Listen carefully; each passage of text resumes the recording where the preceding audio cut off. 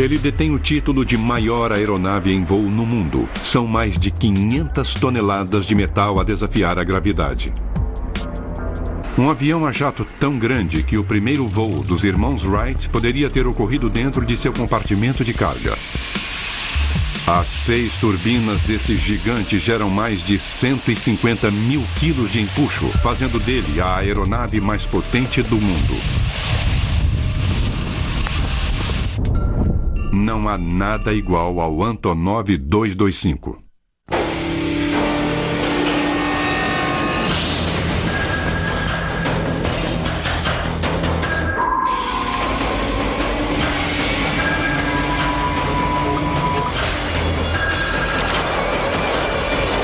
Superestruturas.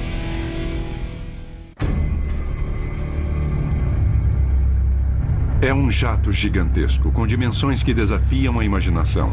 Com seus tanques cheios de combustível, esse monstro pesa mais de 560 toneladas.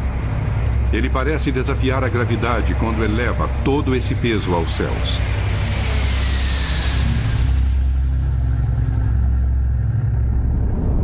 É um avião tão grande que até o homem encarregado de pilotá-lo achava que ele não iria sair do chão. Quando eu vi o avião na linha de montagem pela primeira vez, eu disse, não é possível.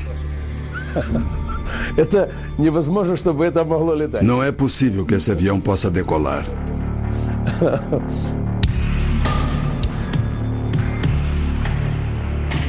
Sua envergadura mede 88 metros. O diâmetro da fuselagem é de 19 metros.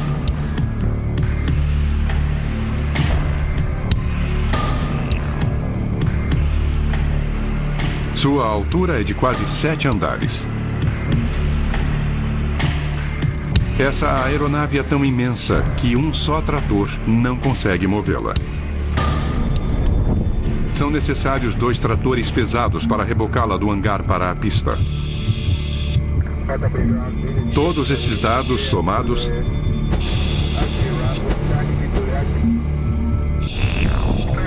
significam que o Antonov 225 é o maior jato comercial do mundo.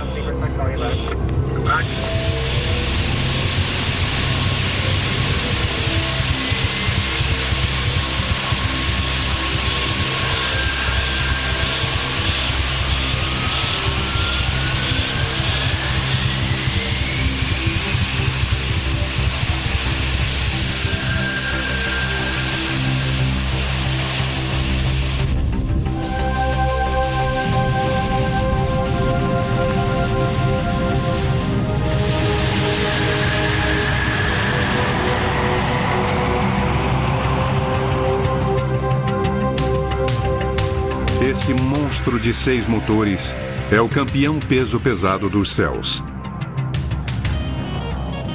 Imagine um avião tão gigantesco que mal consiga passar entre os postes de gol do futebol americano. Para que se possa ter uma ideia, o jato mais utilizado do mundo, o 737, parece um anão ao lado dele.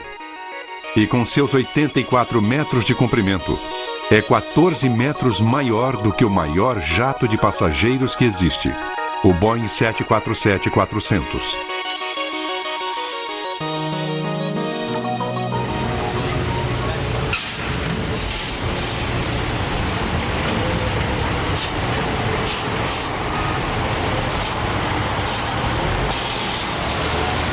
Nenhum avião no mundo se compara ao Antonov 225 em termos de capacidade de carga.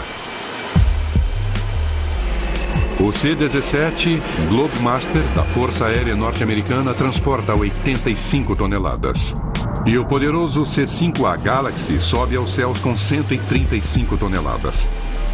Mas em termos de cargas gigantes, os aviões Antonov da Ucrânia estão numa outra classe.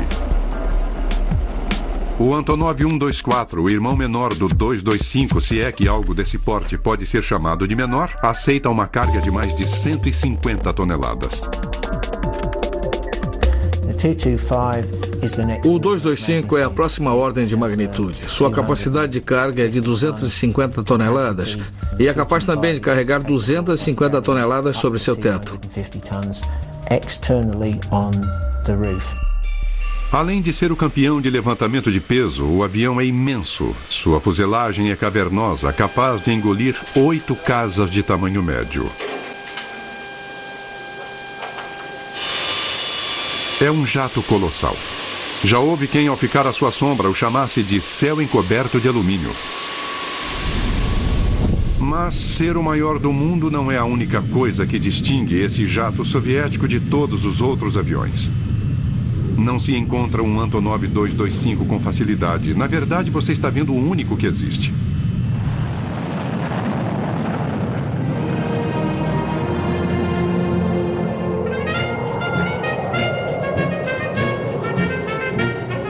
O 225 tem uma longa história de criação, abandono e depois de um renascimento que lembra a lenda do Fênix, pois ele voltou aos céus vindo das cinzas econômicas da antiga União Soviética. A odisseia desse jato único realmente o coloca numa classe à parte de todas as outras máquinas voadoras. O Antonov 225 evoluiu da competição intensa com os Estados Unidos da América pelo domínio do espaço.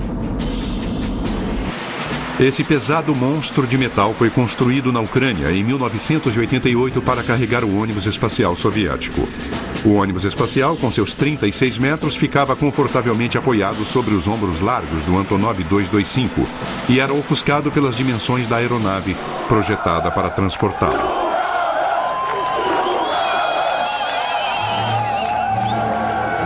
Para a infelicidade do 225, tamanho não é documento. Em 1989, o Muro de Berlim caiu e em 1991 a própria União Soviética virou história.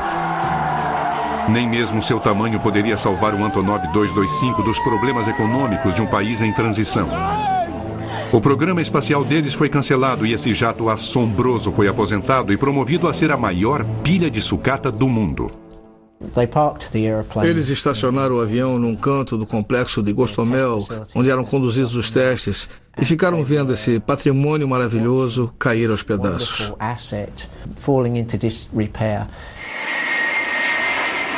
Quase 10 anos iriam se passar até que o poderoso Antonov 225 viesse novamente a desafiar as probabilidades e a gravidade.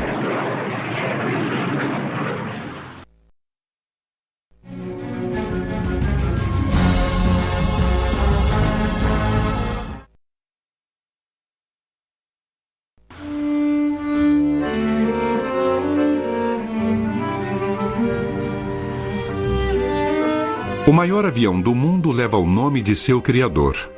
O nome de um homem cuja paixão pelos aviões teve início no tempo em que o czar Nicolau II ainda imperava sobre a Rússia e a ciência aeronáutica vivia sua primeira infância. Ele viria a se transformar num dos heróis de uma nação que ainda não existia. Oleg Konstantinovich Antonov nasceu no dia 7 de fevereiro de 1906, perto de Moscou. 3 anos apenas depois de os irmãos Wright terem voado pela primeira vez em Kitty Hawk. Enquanto seu país atravessava a Primeira Guerra Mundial e a Revolução Comunista, o jovem Antonov mantinha sua cabeça nas nuvens. Ele colecionou peças de aviões da Primeira Guerra e sua fascinação com o voo o levou a projetar seu primeiro planador. Oleg Antonov construiu sua primeira máquina voadora em 1923, quando tinha 17 anos de idade. Era um planador que não chegou a ter muito sucesso, mas durante os 15 anos seguintes, Oleg Antonov construiu muitos outros planadores de classe internacional que ganharam alguns campeonatos soviéticos e mundiais.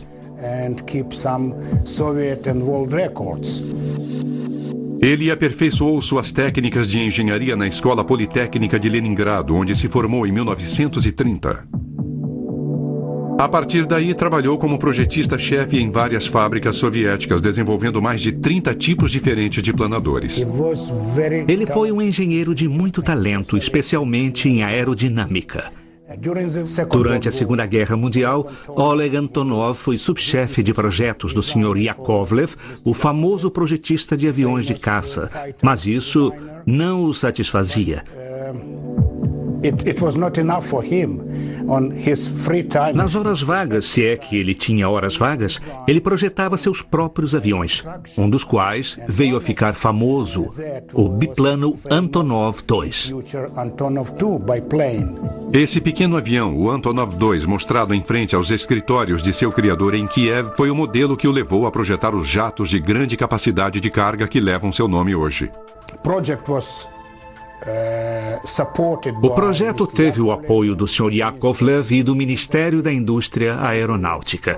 O primeiro protótipo foi montado na fábrica de Kiev e voou em 1946. O avião era bom, obteve grande sucesso e o governo resolveu produzi-lo em grande escala.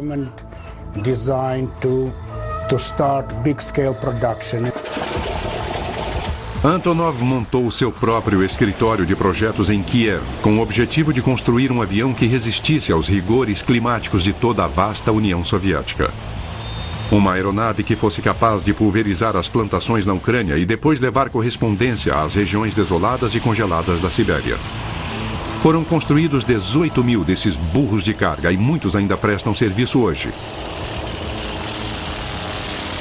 A capacidade que Antonov tinha para projetar aeronaves que preenchiam perfeitamente as necessidades soviéticas fez com que ele se tornasse amigo de Nikita Khrushchev, o que lhe deu um certo status na União das Repúblicas Socialistas Soviéticas. Pouca gente tinha um escritório assim na União Soviética.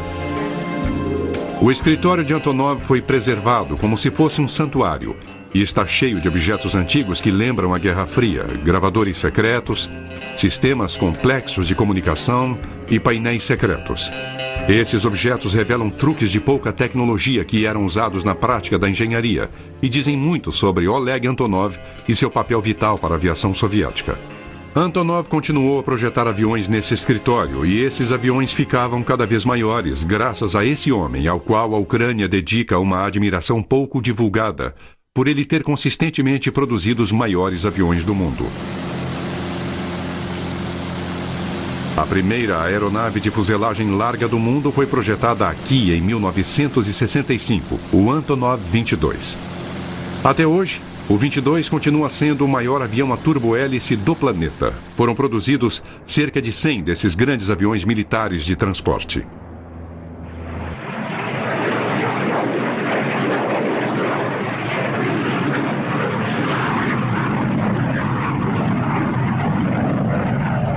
E depois veio o que é ironicamente chamado de irmão menor do maior jato do mundo. O Antonov 124.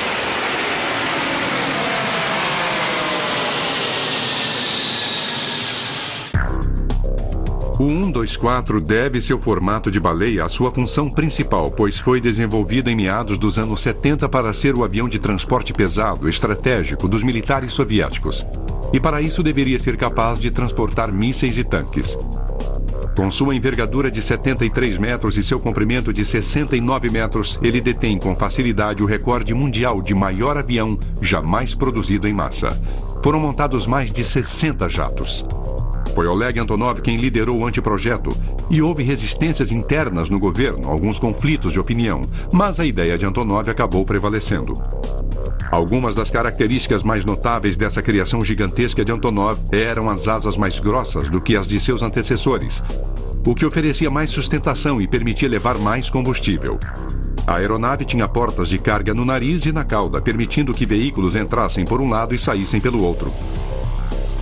Esse jato tinha a capacidade de se inclinar para frente sobre seu trem de pouso, facilitando o acesso pela frente, e dispunha de seu próprio guindaste, que levantava cargas na cauda e as levava para dentro do avião, para a posição desejada.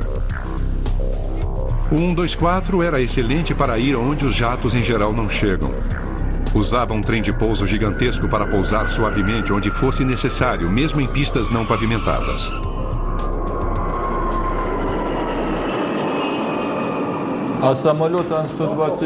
O Antonov 124 é capaz de pousar em pistas de pouso primitivas. Já pousou até na região polar em campos de pouso congelados, quando transportávamos suprimentos para aquelas regiões.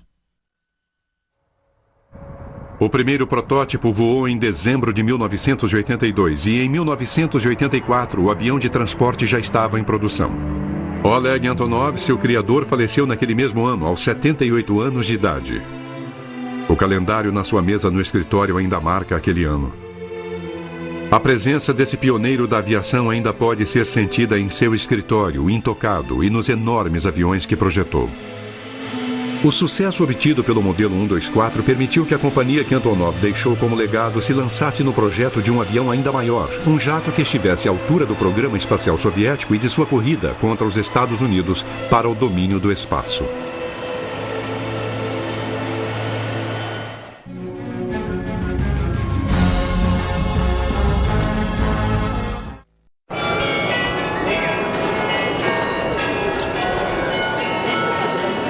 Uma coisa é certa, na antiga União Soviética, o que era maior era sempre considerado como melhor.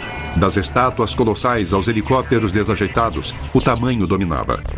A competição com o Oeste era feroz durante a Guerra Fria, e os projetistas da Antonov se esforçavam para superar os americanos. Eu me lembro que competíamos com os Estados Unidos o tempo todo em termos de aeronaves de transporte. Eles construíram o Hércules, nós construímos o Antonov 12. Depois o Antonov 22. Eles construíram o C-5. Construímos o Antonov 124. Depois só o Antonov 225. Talvez os Estados Unidos não precisassem de um avião maior e talvez não tenham construído mais nada justamente por causa do Antonov 225.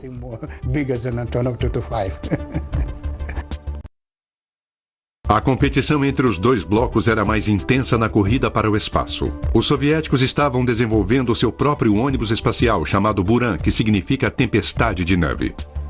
Seu projeto era parecido com o ônibus espacial americano. Os engenheiros soviéticos haviam tentado projetar algo diferente, mas no fim uma cópia dinâmica em forma de flecha foi a escolhida.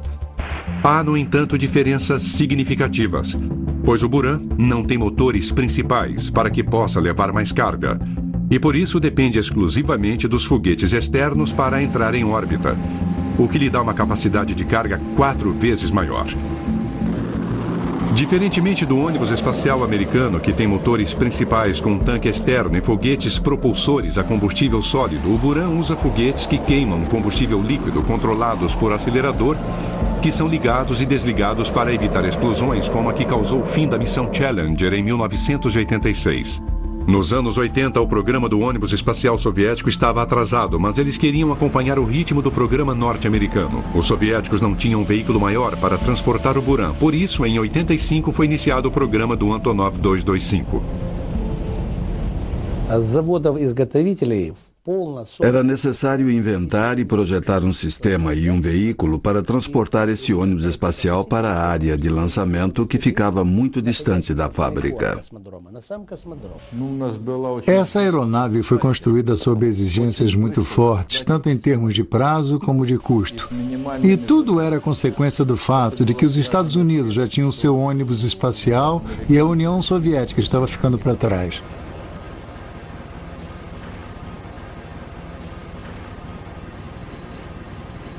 O escritório de projetos Antonov vivia sob pressão.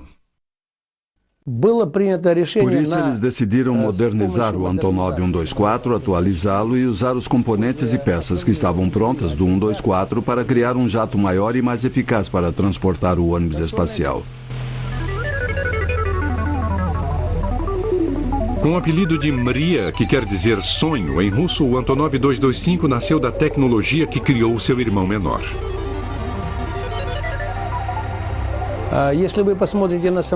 Olhando bem para o 225, é possível notar que ele tem muitas semelhanças com o Antonov 124. Há muito em comum entre os dois aviões. O corte transversal é idêntico ao do Antonov 124. Os painéis do para-brisas do 225 são, na verdade, os mesmos do 124. E as turbinas são as mesmas do Antonov 124. A diferença é que são 6 ao invés de 4.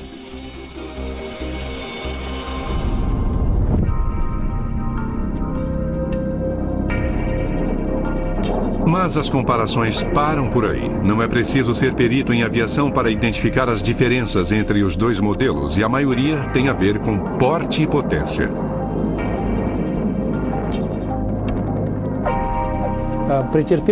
Houve uma alteração na seção de cauda. É uma cauda de empenagem única para compensar pelo transporte do ônibus espacial sobre a aeronave. Não há porta traseira de carga porque a fuselagem é muito longa e nós aumentamos os números de suportes do trem de pouso traseiro.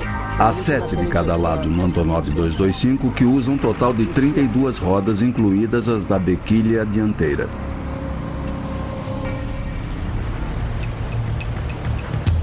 Os projetistas da Antonov em Kiev receberam ordens para projetar e fazer voar esse jato gigantesco em apenas 3 anos e meio. No início, a tarefa parecia impossível. Os engenheiros não conseguiam nem encontrar um galpão suficientemente grande para montar o jato. Foi um problema encontrar um local para construir a aeronave, pois ela não caberia em nenhuma das instalações existentes. No início, tivemos de construir a fuselagem em seções e armazená-las em ângulo para que coubessem dentro do galpão. Graças à burocracia soviética, os projetistas do Antonov 225 chegaram ao ponto de ter mais avião do que hangar. Na União Soviética, era mais fácil construir um galpão do que um avião. Construíamos aviões em menos tempo do que éramos capazes de construir prédios. E tivemos que montar o 225 tão rapidamente que ele cresceu mais rápido do que o galpão onde estávamos montando. Houve problemas com o projeto também. O 225 foi projetado para transportar cargas gigantes e o avião teria de ser capaz de pousar onde fosse necessário levar esses objetos de grande porte. Tivemos problemas com o trem de pouso. Tínhamos de resolver o problema de criar uma aeronave com um peso de decolagem de 600 toneladas que também fosse capaz de pousar em pistas que não eram feitas para o peso dela. O trem de pouso teve de ser projetado de modo a não quebrar as pistas. A solução do problema foi o enorme conjunto de trens de pouso do Antonov 225, que envergonha qualquer carreta de 18 rodas. São 32 que queimam borracha cada vez que esse colosso de 600 toneladas toca o solo. Houve também outros desafios. O chefe dos projetistas se lembra de um susto que levou quando o jato estava quase pronto. Depois que o avião ficou pronto, descobriu-se que não era possível instalar o Buran sobre a fuselagem. Naquela época não tínhamos equipamento de carga e o guindaste que havia no aeroporto não conseguia instalar o Buran. Os engenheiros tiveram de projetar e construir às pressas um guindaste especial para elevar o Buran a 20 metros de altura e colocá-lo sobre a fuselagem do 225. Os projetistas do 225 sobrepujaram as enormes dificuldades associadas com sua enorme aeronave e cumpriram o prazo.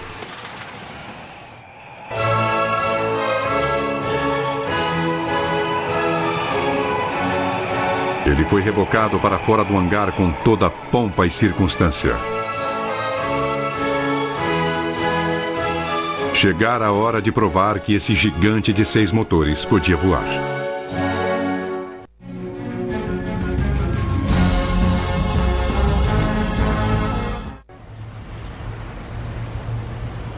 O escritório de projetos Antonov trabalhou duro para concluir o 225 dentro do prazo estabelecido pelo governo soviético.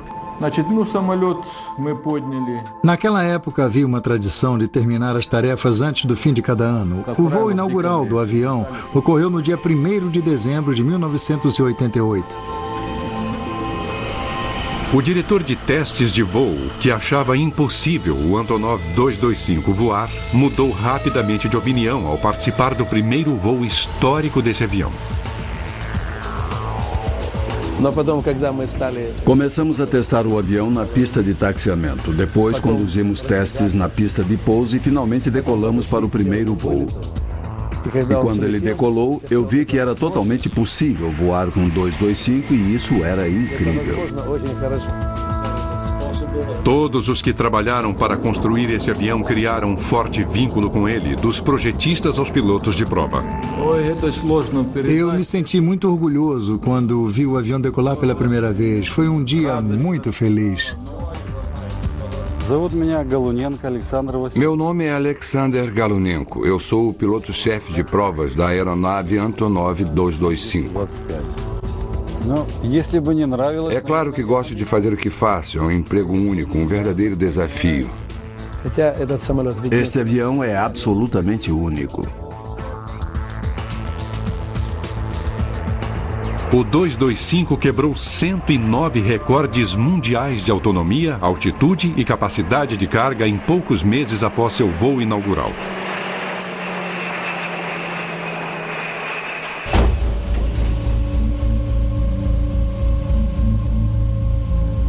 Em 1989, o avião cumpriu a missão para a qual foi projetado. Voou com um ônibus espacial soviético que pesava 90 toneladas preso ao seu exterior pela primeira vez.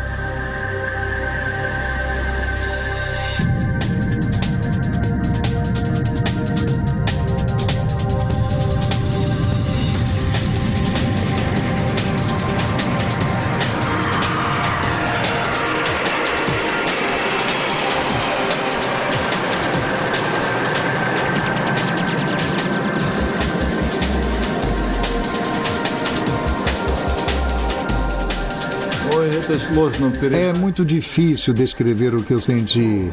Orgulho, alegria. Eu fiquei eufórico, muito alegre quando ele voou com o Buran.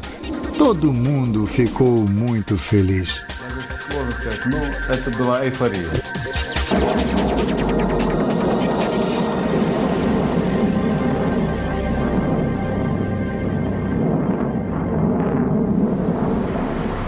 O 225, com Buran preso a ele, apareceu pela primeira vez perante uma audiência internacional no Salão de Aviação de Paris em 1989. O jato gigantesco roubou a cena. Eu me lembro que em Paris, em 1989, os visitantes não se interessaram por nenhum outro avião do show, mas havia uma fila enorme perto do nosso para visitá-lo. O porte e a potência do Antonov 225 capturaram imediatamente a imaginação do mundo. Houve até propostas para transformar o Antonov em aeronave de lazer para fazer cruzeiros. Houve muitas propostas estranhas apresentadas por estrangeiros muito ricos. Foi sugerido que ele fosse transformado em hotel voador com quartos e suítes no deck superior e no deck de baixo haveria piscinas e um cassino. E quantas pessoas poderiam desfrutar dessa fantasia de lazer?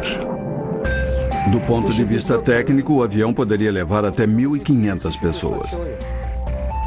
É interessante fazer algumas comparações. O jato de passageiros de maior capacidade em operação hoje é o Boeing 747-400, que a plena carga transporta apenas 524 passageiros.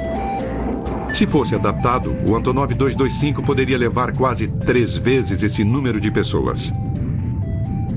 O Buran acabou só executando um voo espacial, e poucos anos após o voo inaugural do 225, ocorreu um evento que mudou o mundo e acabou com todos os planos grandiosos acerca do futuro desse jato gigantesco.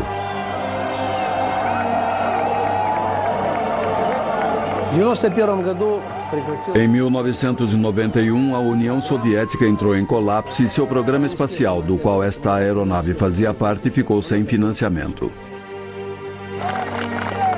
Boris Yeltsin cancelou o programa espacial por falta de fundos e também por outras razões. O gerente-geral do projeto foi um dos que planejaram a tentativa de golpe de 1991. O Rei dos Céus foi abandonado e teve suas peças canibalizadas para uso em outros jatos. O único Antonov 225 do mundo estava sendo esquartejado aos poucos, sacrificado, pedaço a pedaço, para salvar da ruína financeira a companhia que o projetou. Ele deixou de voar por falta de fundos e permaneceu parado por 8 anos. O avião que foi criado para competir na Guerra Fria acabaria renascendo na forma de ferramenta capitalista.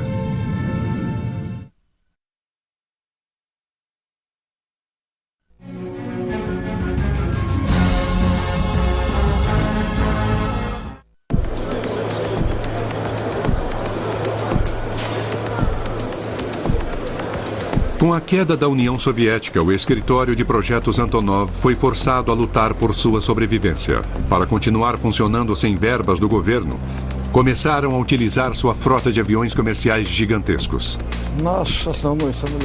Começamos a oferecer ao mercado o principal componente de nossa frota, o Antonov 124, que permite que transportemos cargas de grandes dimensões e muito pesadas. Eles formaram então uma parceria com a firma inglesa Airfoil Heavy Lift e fundaram as linhas aéreas Antonov. A empresa de Londres está a cargo do recebimento dos pedidos e da programação de voos. Juntas, as duas companhias preenchem um nicho do mercado usando os megajatos da Antonov que ninguém mais tem. O maior concorrente deles no Ocidente utiliza Jumbo 747 de carga, que não são grandes o suficiente para transportar certos tipos de carga superdimensionada. E logo a Antonov começou a transportar tudo, de geradores de hidroelétricas a equipes de carros de corrida, carros, equipamentos de apoio e todo o resto para qualquer destino no mundo. É quase que uma questão de você mencionar qualquer coisa e nós dizermos que já transportamos. A carga que me marcou mais foi a locomotiva que levamos completa do Canadá à Irlanda faz alguns anos, estabelecendo o recorde mundial de carga comercial, pois ela pesava 109 toneladas. O conceito psicológico de colocar uma locomotiva dentro de um avião é demais para uma mente normal.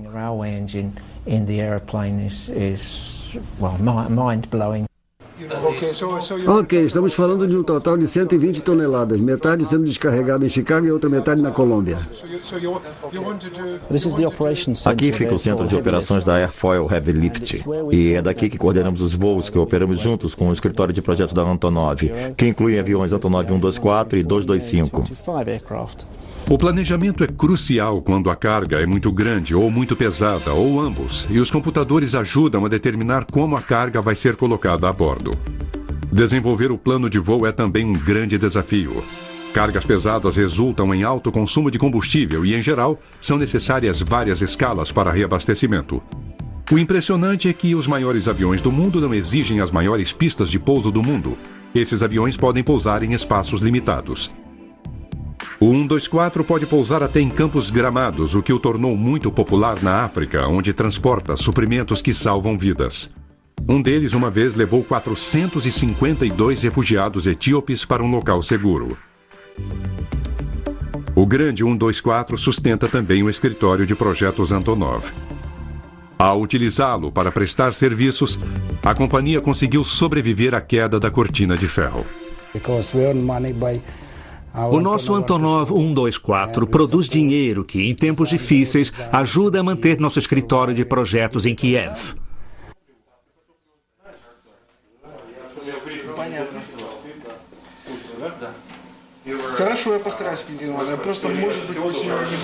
Além de sobreviver, eles montaram um negócio muito sólido. No fim dos anos 90, a companhia estava recebendo pedidos para transportar cargas de mais de 150 toneladas, que é a capacidade máxima do Antonov 124.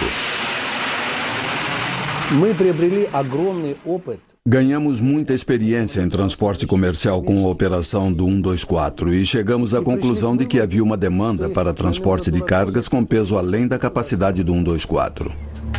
Aparecera uma oportunidade para o 225 e sua enorme capacidade de carga, mas ele estava enferrujando num aeroporto ali perto. Os dirigentes da companhia perceberam que ele poderia suprir a demanda por transporte de megacargas.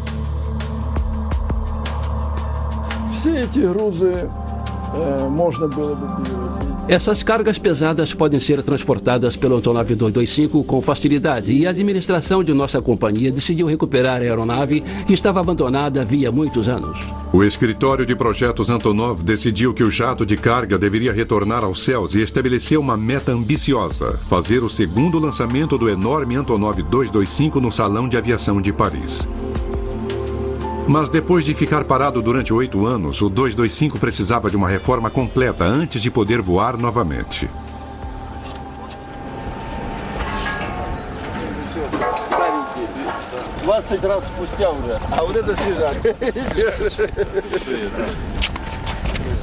E de repente foi como se a história se repetisse, pois os mesmos projetistas, montadores e pilotos desse avião fenomenal foram chamados para executar o milagre de sua ressurreição.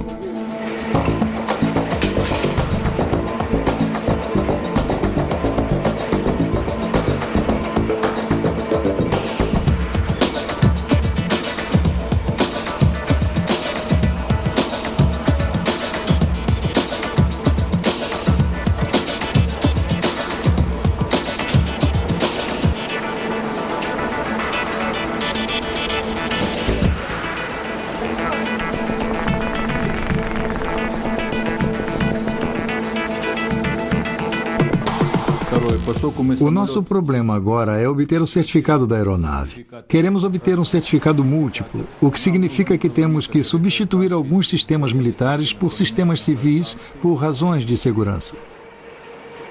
O avião de 10 anos de idade teve de ser tratado como se fora um avião novo. O 225 nunca havia sido certificado, não havia provado às autoridades que era seguro para voar. Seus voos iniciais, até mesmo o transporte do ônibus espacial soviético, foram considerados testes militares. Mas agora esse gigante deveria passar por mais testes para provar que atendia aos padrões da aviação internacional antes de receber o certificado que o autorizaria a fazer voos comerciais. A maior parte do procedimento de certificação havia ocorrido em 1989, mas depois do colapso da União Soviética, esse procedimento foi sustado. Ainda são necessários 8 ou 10 voos para concluir a certificação e nós vamos voar e conseguir o certificado desse avião. O jato também tinha de ser atualizado tecnicamente. Os engenheiros instalaram equipamento moderno de navegação e de telemetria, além de um sistema Honeywell de comunicação. A tripulação do avião é de 17 pessoas e suas acomodações foram melhoradas. Havia novos regulamentos quanto ao nível de ruído que deveriam ser atendidos. E esse avião enorme, que já era forte, teve de ser reforçado. Tivemos de reforçar a estrutura primária, especialmente o piso e a seção do nariz, para que a aeronave pudesse transportar cargas de grande volume e muito pesadas, de até 250 toneladas.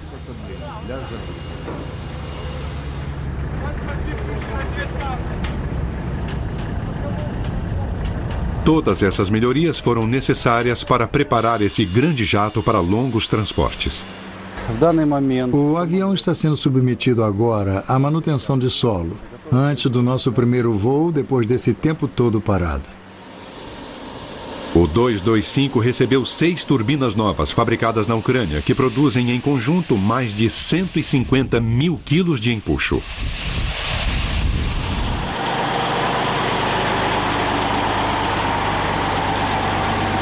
Para alcance máximo, o jato tem de levar 280 toneladas de combustível, o equivalente a 290 mil litros.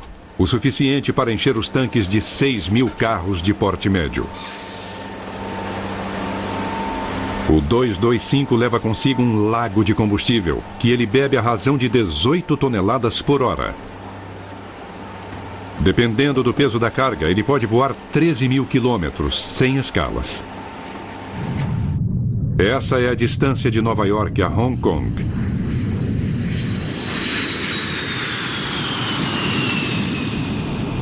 Antes que um piloto faça esse enorme pássaro abrir suas asas de quase 90 metros, ele tem de se preparar para algumas das peculiaridades de um monstro desse porte.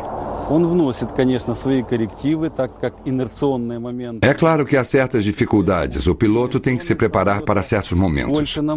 Por exemplo, a envergadura é tão grande que há momentos em que o avião resiste à aceleração. As asas são tão grandes que tem de decolar primeiro para depois dar sustentação à aeronave, e por isso qualquer alteração na velocidade pode causar problemas para a tripulação.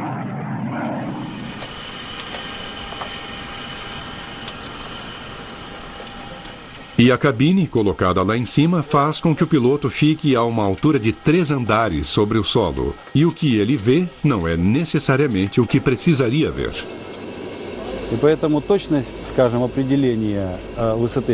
O pouso do 124 ou do Boeing 747 tem certas peculiaridades e o mesmo acontece aqui com o 225. Por exemplo, os olhos do piloto estão a cerca de 10 metros do solo quando ele pousa. E ele tem que confiar nos instrumentos para pousar, e não no que vê.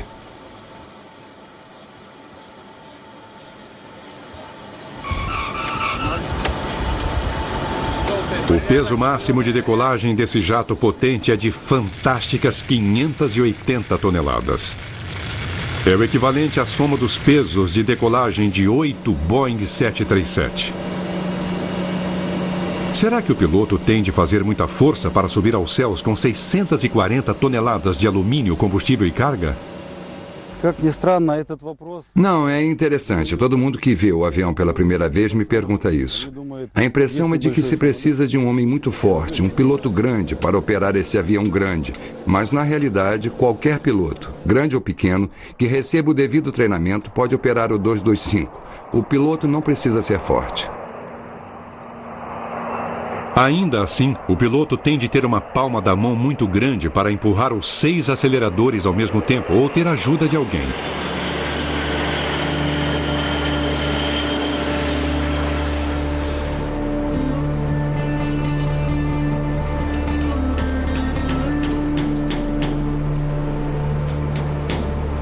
No período de 1 ano de ser retirado da naftalina e depois que as peças canibalizadas foram repostas e os sistemas de bordo atualizados, os homens que originalmente montaram o 225 podiam voltar a se orgulharem dele. Chegara a hora do voo de teste para provar que o 225 podia voar novamente.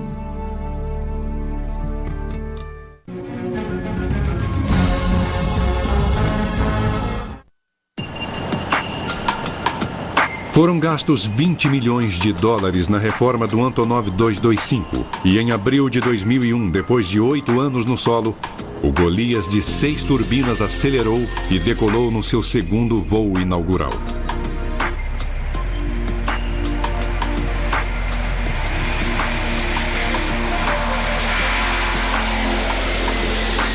Com o maior avião de transporte novamente em operação, o escritório de projetos Antonov já faz planos para explorar da melhor maneira a capacidade do 225. O avião tem grande capacidade de carga, podendo levar ao ar mais de 250 toneladas. E seu compartimento de carga de 43 metros de comprimento poderia engolir toda a fuselagem de um Boeing 737. Os engenheiros estão estudando a possibilidade de transportar fuselagens de 737 entre fábricas que distam milhares de quilômetros umas das outras.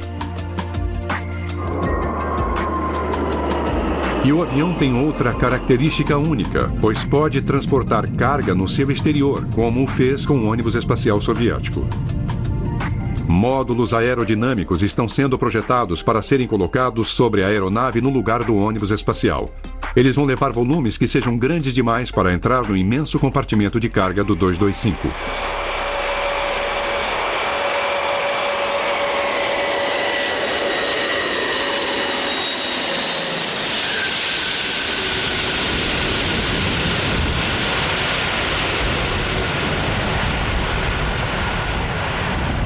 O avião recebeu seu certificado 1 mês depois do primeiro voo.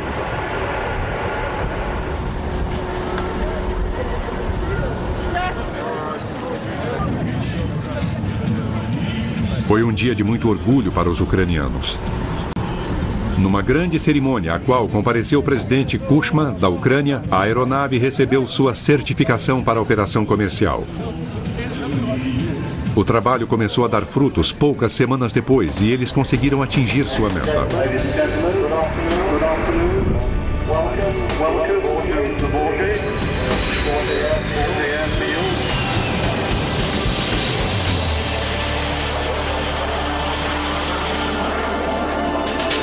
O 225 voou para a França e debutou pela segunda vez no Salão de Aviação de Paris. E como antes, o enorme jato fascinou todos os que o viram.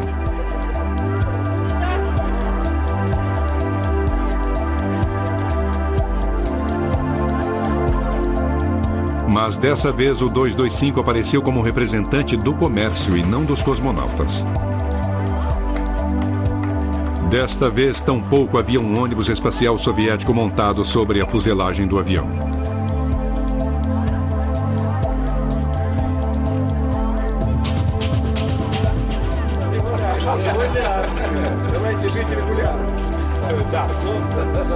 Em vez disso, a tripulação do Antonov fez o maior número de contatos possível, na esperança de conseguir contratos para transportar carga de outros países no seu avião, único no mundo.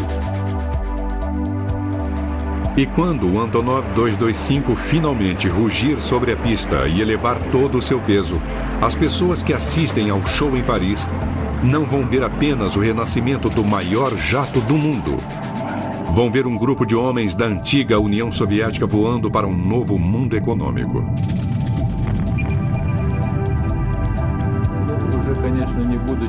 O que eu sinto agora não é muito diferente do que eu senti no primeiro voo. Sinto orgulho pela companhia Antonov e fico satisfeito porque em tempos tão difíceis conseguimos os recursos para fazer essa aeronave retornar à operação. A ressurreição dessa aeronave no Salão de Paris foi um sucesso absoluto. 13 anos depois de seu voo inaugural, o 225 está de volta aos seus momentos de glória. Transformado de gigante da Guerra Fria em gigante comercial, esse jato de fuselagem larga está pronto para enfrentar os rigores do transporte de cargas pesadas por todo o planeta. Versão brasileira Sincrovídeo.